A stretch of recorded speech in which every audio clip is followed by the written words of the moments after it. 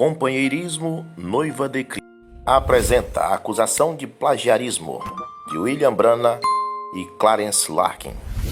Saudações, amigos, no nome do Senhor Jesus Cristo. O profeta de Deus, William Branham, tem sido acusado de ter plagiado Clarence Larkin, referente às 7 eras da igreja, às 70 semanas de Daniel e os 7 selos. Esta é uma acusação absolutamente falsa, amigos. Você vai ver que isso não é verdade quando entender duas coisas. Primeiro, a definição de plagiarismo e depois, o irmão Branham repetidamente referiu-se às obras de Clarence Larkin como referências históricas, citando o nome de Larkin. Em referência ao futuro lar, o irmão Branham não citou ninguém, até onde eu sei. Então, uma situação diferente das 7 eras da igreja, as 70 semanas de Daniel e os 7 selos, o que é discutido neste vídeo. Provavelmente ele esqueceu de citar alguém, mas não devemos tomar uma imediata conclusão e acusar o irmão Branham de plagiarismo, como os acusadores do irmão Branham fazem para a própria vergonha deles. Como este meu vídeo é muito longo, aqui está um sumário das 3 séries de pregações, nas quais o irmão Branham está sendo acusado de plagiarizar Clarence Larkin. Na série das 7 eras da igreja, o irmão Branham cita os historiadores por 20 vezes. Embora ele não cite o nome de Larkin, ele cita as obras de Larkin por 3 vezes, especificamente chamando-o de historiador. E eles acham que isso é plagiarismo. Nas 70 semanas de Daniel, o irmão Branham cita o nome de Clarence Larkin e de outros historiadores. E eles acham que isso é plagiarismo. Na série dos 7 selos, o irmão Branham cita inúmeros historiadores.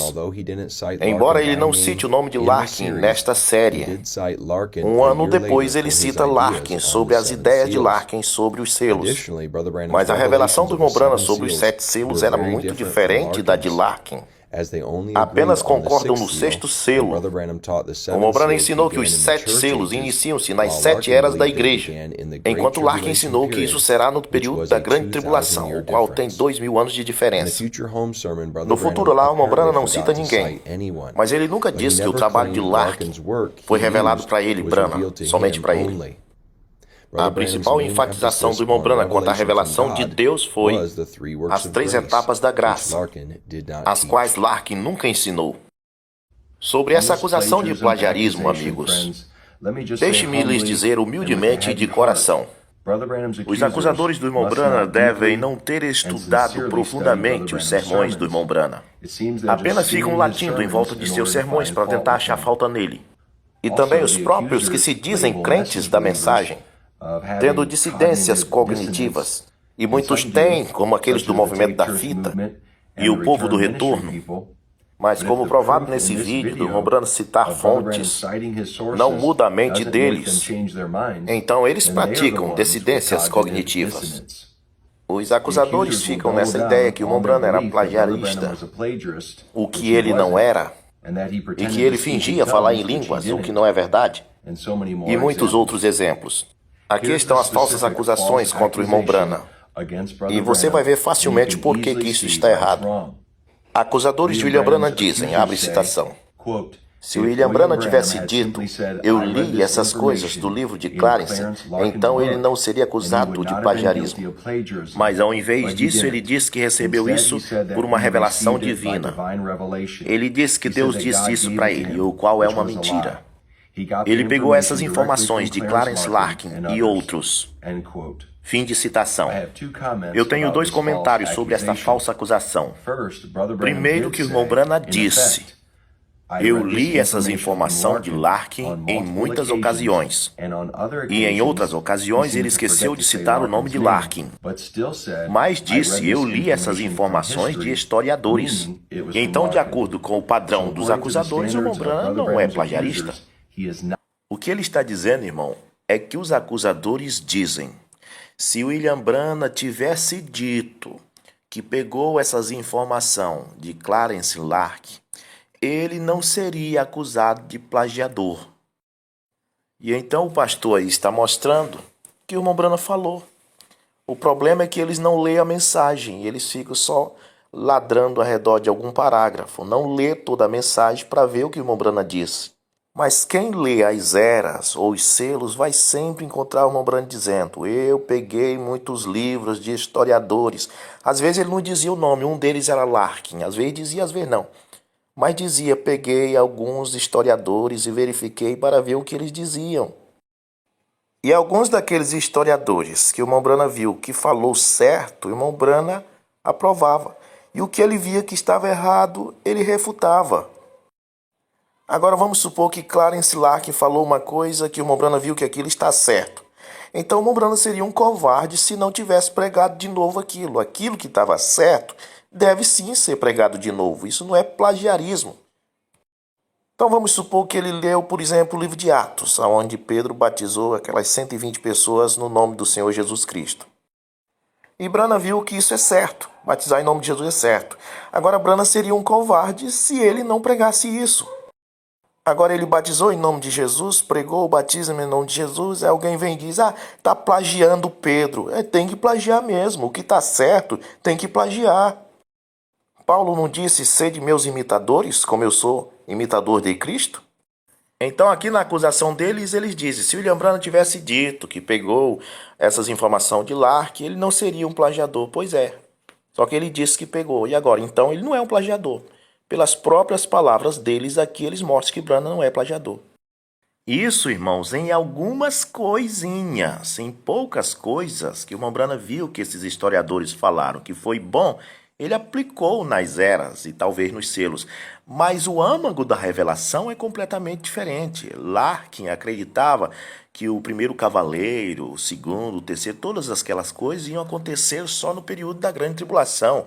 E o irmão Branham pregou que isso foi lá na primeira era e durante as eras. Então a diferença é completamente grande. Então só algumas coisinhas que o irmão Branham viu que eles estavam certos e aplicou aqui.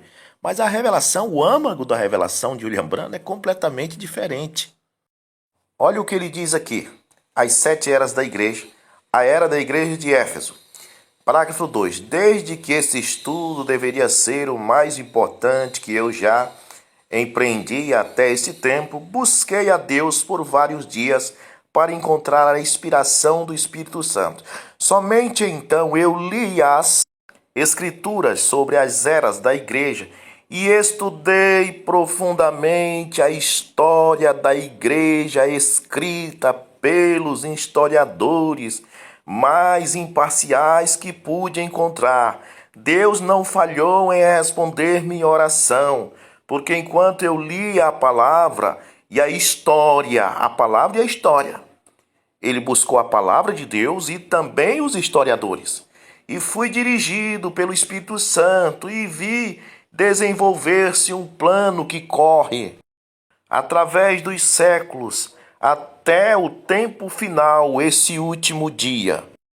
Aí, irmãos, o irmão Brana sendo sincero, eu busquei a palavra e os historiadores. Em outras palavras, eu li livro de Ellen Goldwhite, de George Smith, de Clarence Larkin. Eu li livro de todo mundo para ver o que eles diziam. Só que quando ele trouxe a mensagem dele, as coisas que essas pessoas pregaram, que ele viu que estava errada, ele refutou ou reciclou aquilo que estava errado. Só ele foi perto, mas não é isso, então é isto.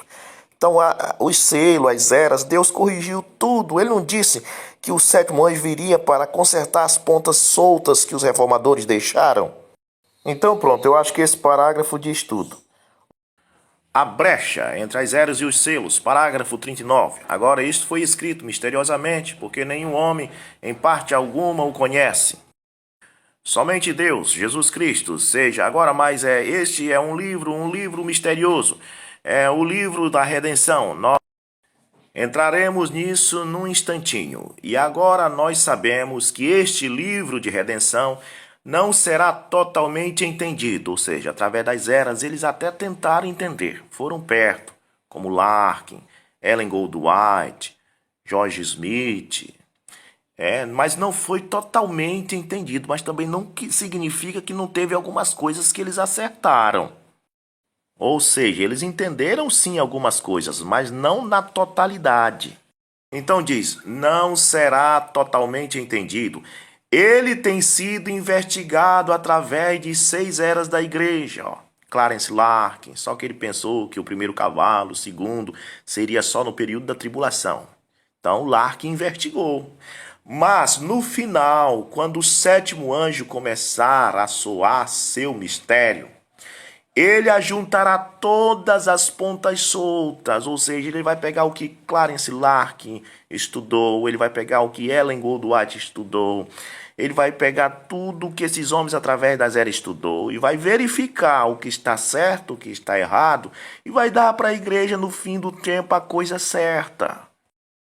Então ele ajuntará todas as pontas soltas que estas pessoas investigaram e os mistérios descerão de Deus como a palavra de Deus e mostrarão a inteira revelação, não só a parte, de Deus, então a divindade e tudo mais, a coisa correta, não o unicismo, mas a revelação da deidade viria no dia da voz do sétimo anjo.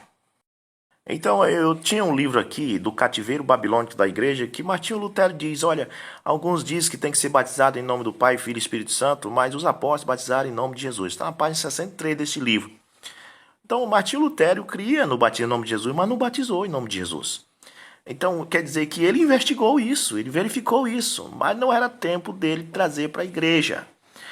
Então eu creio que isso aqui, esse vídeo aqui já esclareceu tudo, esse negócio de plagiarismo. Então, mas eu vou fazer o vídeo 2, continuar o assunto do pastor americano aí, em outro vídeo. Deus abençoe a todos.